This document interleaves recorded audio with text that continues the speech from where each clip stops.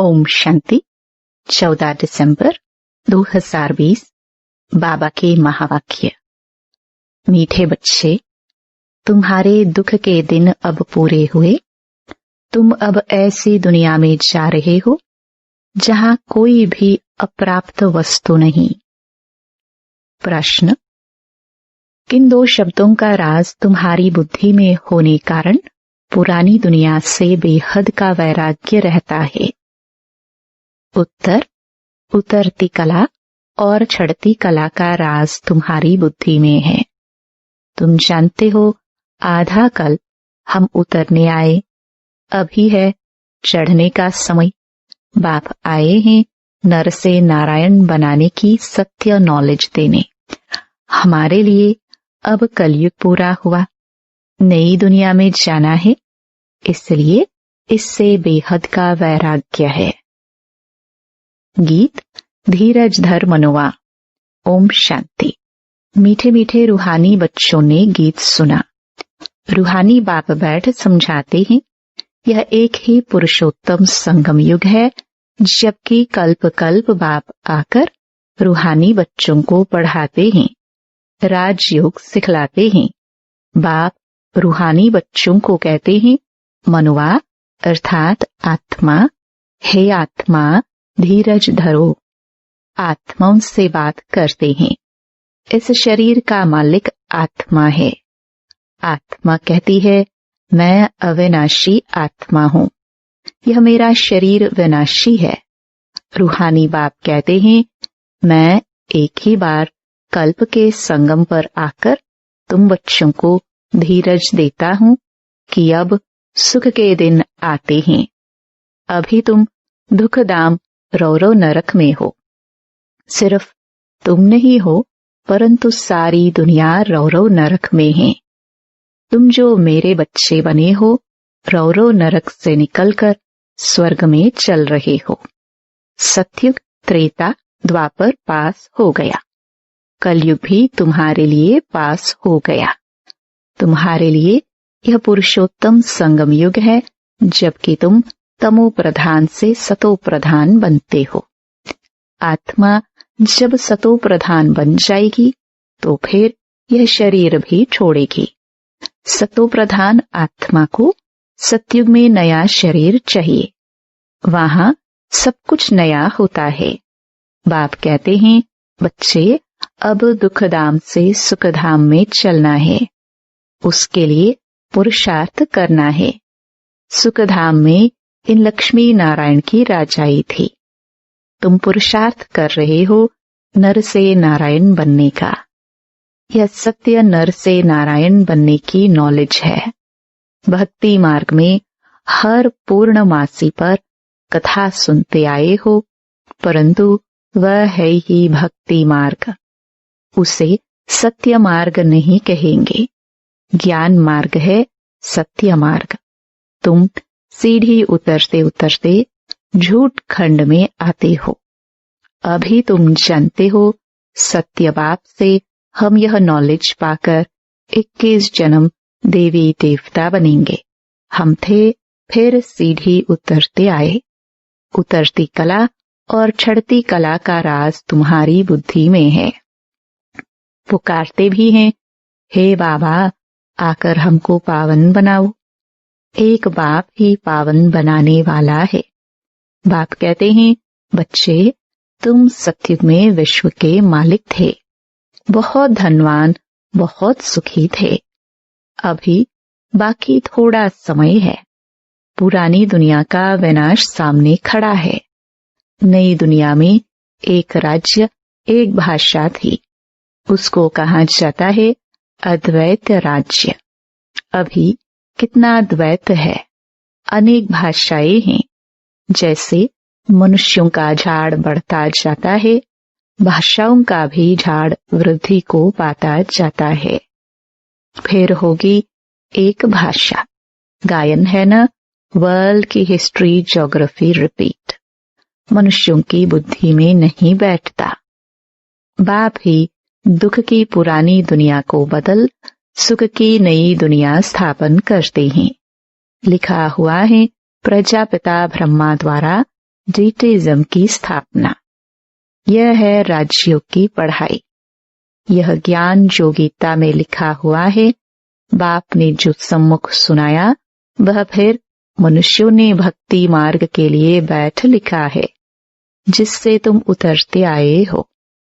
अभी भगवान तुमको पढ़ाते हैं, परंतु छड़ने के लिए। भक्ति को कहाँ ही जाता है उतरती कला का मार्ग। ज्ञान है चढ़ती कला का मार्ग। यह समझाने में तुम डरो मत। भल ऐसे भी हैं जो इन बातों को न समझने कारण विरोध करेंगे, शास्त्रवाद करेंगे, परंतु तुमको कोई से शास्त्रवाद नहीं करना है। बोलो, शास्त्र, वेद, उपनिषद व गंगा स्नान करना, तीर्थ आदि करना, ये सब भक्ति कांड है। भारत में रावण भी है बरोबर, जिसकी एफिजी जलाते हैं। वैसे तो दुश्मनों की एफिजी जलाते हैं अल्पकाल के लिए। यह इस एक रावण की ही एफिजी हर वर्ष जलाते आते हैं। बाप कहते हैं, तुम गोल्डनेज्ड बुद्धि से आयरनेज्ड बुद्धि हो गए हो। तुम कितने सुखी थे। बाप आते ही हैं सुख धाम की स्थापना करने। फिर बाद में जब भक्ति मार्ग शुरू होता है तो दुखी बनते हैं।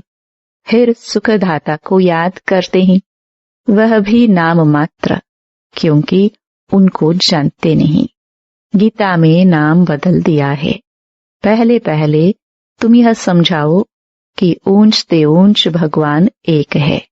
याद भी उनको करना चाहिए। एक को याद करना, उसको ही अव्यभिचारी याद, अव्यभिचारी ज्ञान कहा जाता है। तुम अभी ब्राह्मण बने हो तो भक्ति नहीं करते हो, तुमको ज्ञान है। बाप पढ़ाते हैं जिससे हम यह देवता बनते हैं।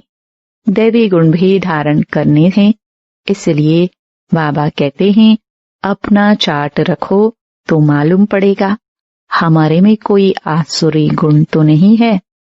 देह अभिमान है पहला अवगुण, फिर दुश्मन है काम। काम पर जीत पाने से ही तुम जगत जीत बनेंगे। तुम्हारा उद्देश्य ही यह है। इन लक्ष्मी नारायण के राज्य में कोई अनेक धर्म थे नहीं। सतयुग में देवताओं का ही राज्य होता है। मनुष्य होते हैं कलयुग में। है भल वह भी मनुष्य, परंतु दैवी गुण वाले। इस समय सब मनुष्य हैं आसुरी गुणों वाले। सतयुग में काम महाशत्रु होता नहीं। बाप कहते हैं इस काम महाशत्रु पर जीत पाने से तुम जगत जीत बनेंगे। वहां रावण होता नहीं। यह भी मनुष्य समझ नहीं सकते। गोल्डन एज से उतरते उतरते तमो प्रधान बुद्धि बने हैं। अब फिर सतो प्रधान बनना है। उसके लिए एक ही दवाई मिलती है। बाप कहते हैं अपने को आत्मा समझ, बाप को याद करो तो जन्म जन्मांतर के पाप भस्म हो जाएंगे। तुम बैठे हो पापों को भस्म करने, तो फिर आगे पाप नहीं करना चाहिए, नहीं तो वह 100 गुना बन जाएगा। विकार में गए तो 100 गुना दंड पड़ जाएगा। फिर वह मुश्किल चढ़ सकते हैं। पहला नंबर दुश्मन है यह काम। 5 मंजिल से गिरेंगे तो हड़ गुड़ एकदम टूट जाएंगी, शायद मर भी जाए। ऊपर से गिरने से एकदम चकनाचूर हो जाते हैं। बाप से प्रतिज्ञा तोड़ काला मुंह किया तो गोया आसुरी दुनिया में चला गया, यहाँ से मर गया। उनको ब्राह्मण भी नहीं शूद्र कहा जाएगा। बाप कितना सहज समझाते हैं। पहले तो यह नशा रहना चाहिए। अगर समझो कृष्ण भगवान वाच भी हो, वह भी तो जरूर पढ़ा करके आप समान बनाएंगे ना। परंतु कृष्ण तो भगवान हो न सके, वह तो पुनर्जन्म में आते हैं। बाप कहते हैं मैं ही पुनर्जन्म रहित हूँ। राधे कृष्ण, लक्ष्मी नारायण अथवा विष्णु एक ही बात है। विष्णु के दो रूप लक्ष्मी नारायण और लक्ष्मी नारायण का ही बचपन है राधे कृष्ण। ब्रह्मा का भी राज समझाया है। ब्रह्मा सरस्वती सो लक्ष्मी नारायण अब ट्रांसफर होते ही पिछाड़ी का नाम इनका ब्रह्मा रखा है। बाकी यह ब्रह्मा तो देखो एकदम आयरन एज में खड़ा है। यही फिर तपस्या कर कृष्ण व श्री नारायण बनते हैं।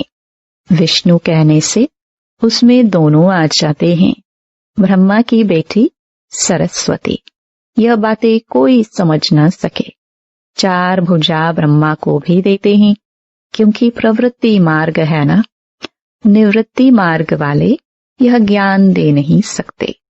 बहुतों को बाहर से फंसाकर ले आते हैं कि चलो हम प्राचीन राजयोग सिखलाए। अब सन्यासी राजयोग सिखला ना सके।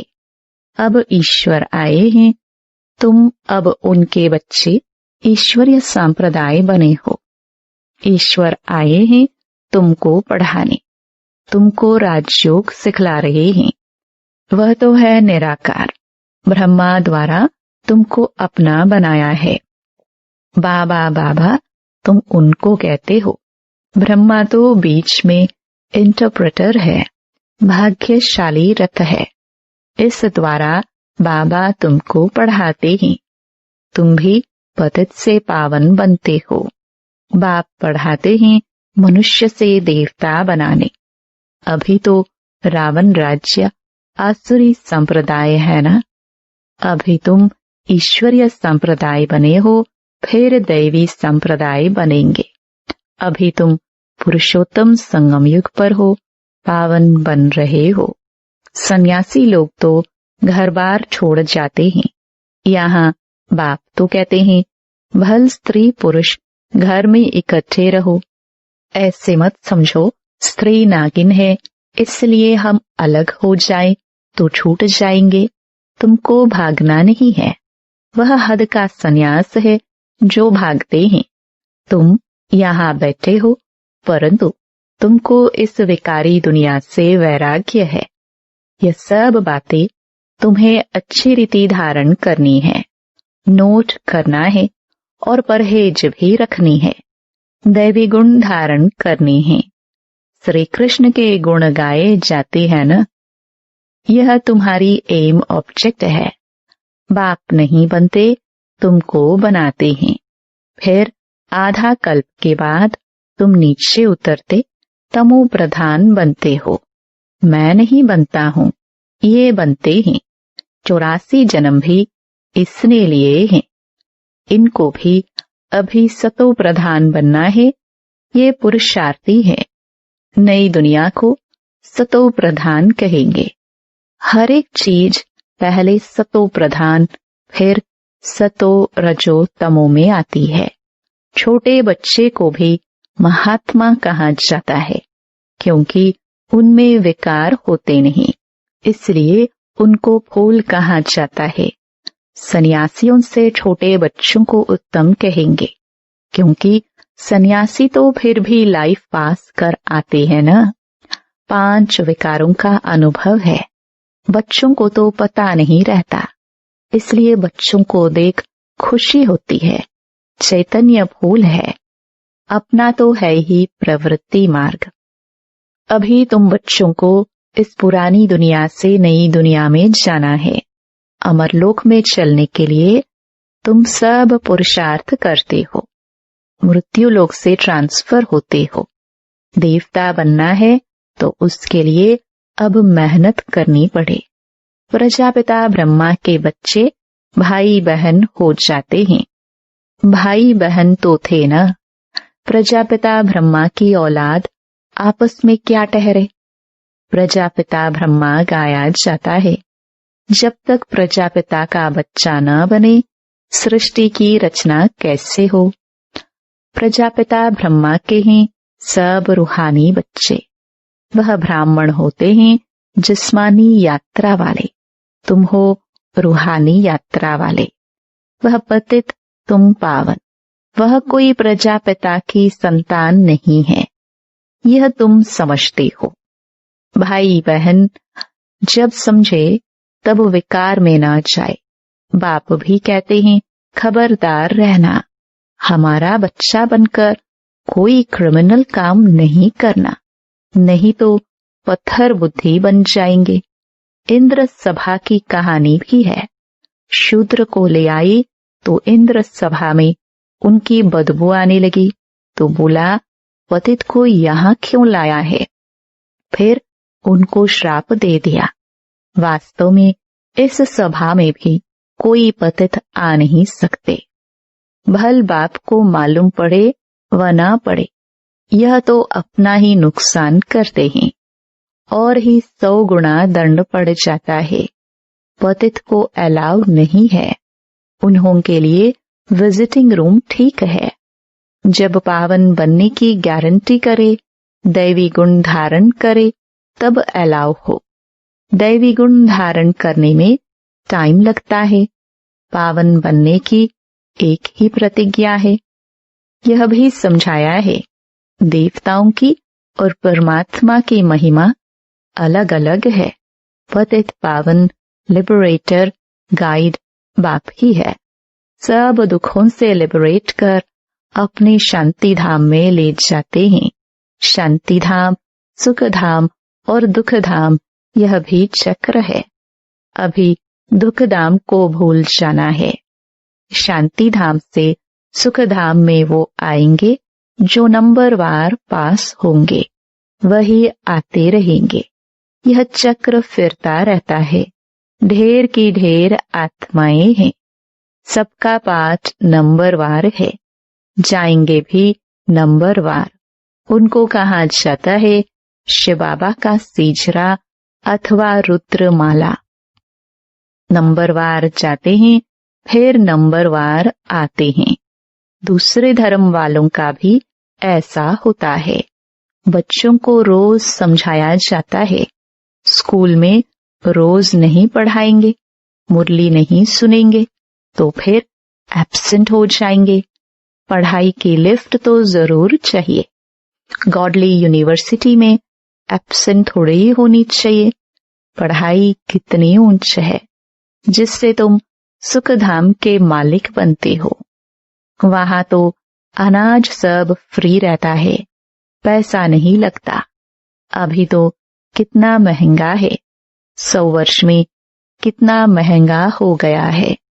वहां कोई अप्राप्त वस्तु नहीं होती। जिसके लिए मुश्किलात आए वह है ही सुखधाम। तुम अभी वहां के लिए तैयारी कर रहे हो।